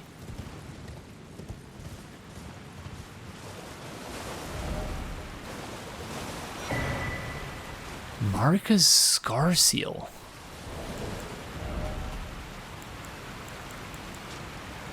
An eye engraved with an Elden rune, said to be the seal of Queen Marika. Raises mind, intelligence, faith, and arcane, but also increases damage taken. These seals represent the lifelong duty of those chosen by the gods. It's the second eye thing we've acquired, isn't it? Yeah. We also had Radagon's Scar Seal. So you can see the mark. That's the seal of Radagon. And that's Marika's seal. Something else I noticed about Radagon's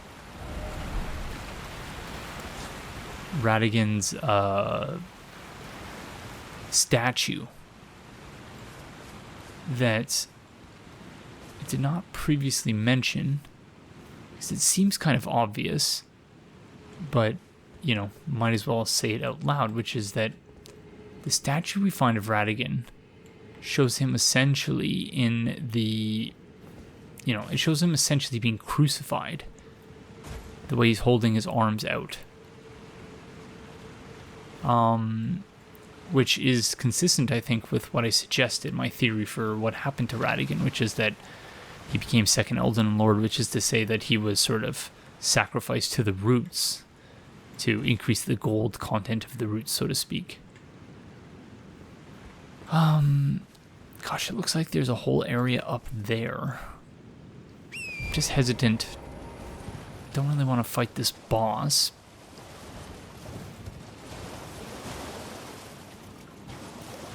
Until we've found some sort of site of grace, but yeah, I don't know where there is a site of grace here.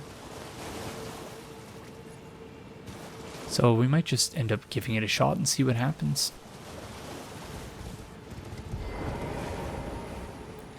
Yeah, let's do it.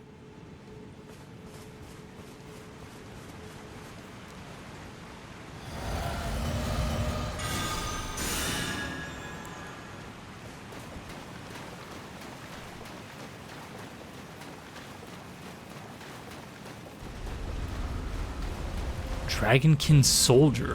Whoa.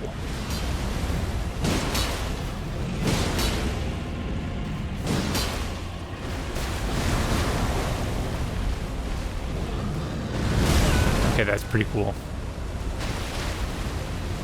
And frightening as well.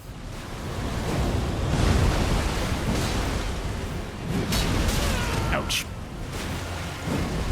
Oh, that's bad.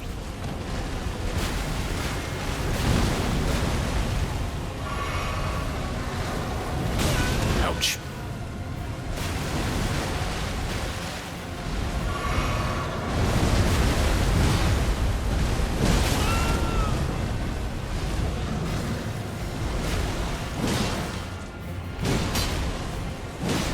Come on, one more hit. Oh.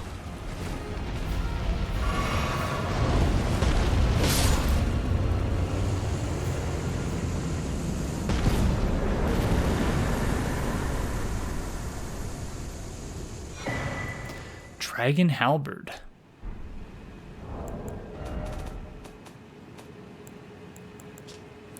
Halberd shaped like a dragon, enwreathed with both ice and lightning. Alas, the Dragonkin soldiers never attained immortality and perished as decrepit, pale imitations of their sky-born kin.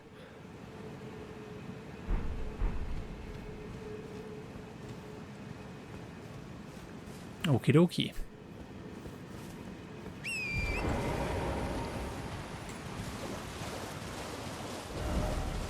Once again, being over-leveled is such that boss fights that probably supposed to be a bit more of a challenge than that end up actually not being a tremendous challenge. So you all will have to accept my sincerest apologies for once again coming to this area a bit later than perhaps I ought to have.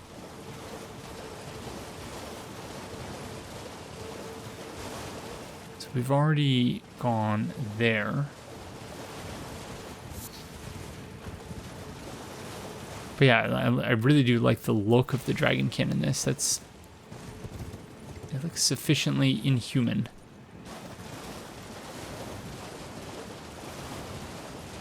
Whereas in Dark Souls 3, I didn't think they looked too... I liked the look of them, but it just, yeah.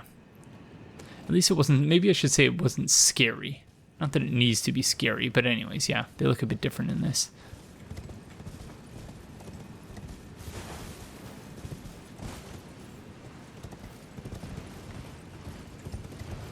Surprised there's seemingly no Site of Grace up here unless I'm completely missing it.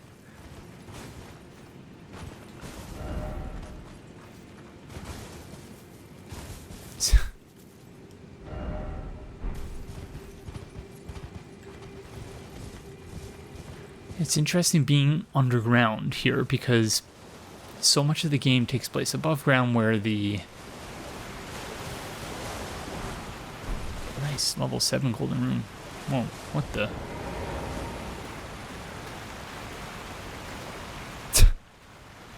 That looks very strange. So much of this game takes place above ground where the time of day is constantly shifting.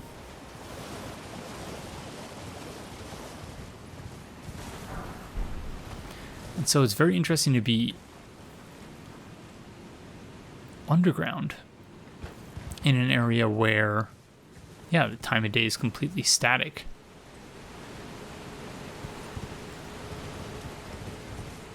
It gives you a very different feel after being in, spending so much time in the open world parts of the area.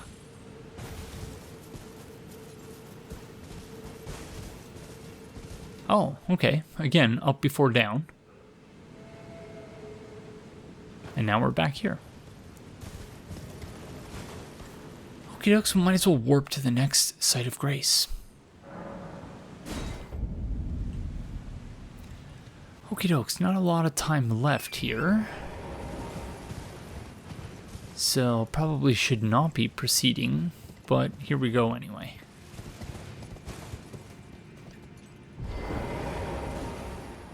Okay, this elevator is almost certainly going to take us up.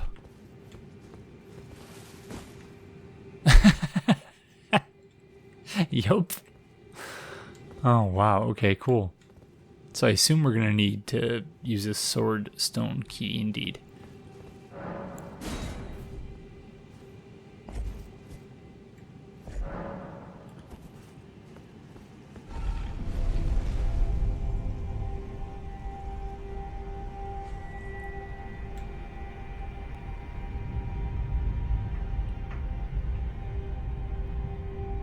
I do love these elevators.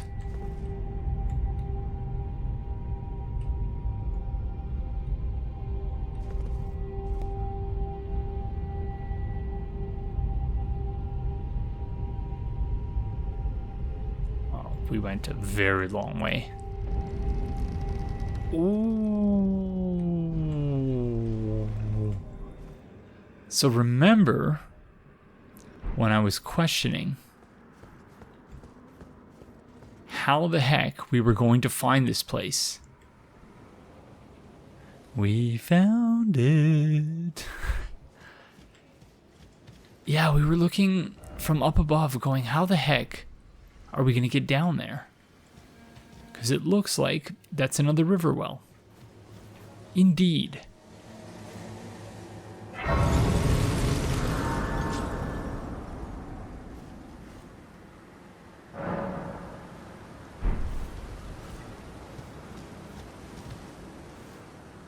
Well, I think that's as good a time as any other. So thank you all very, very much for joining me, and I will see you in the next one. Bye.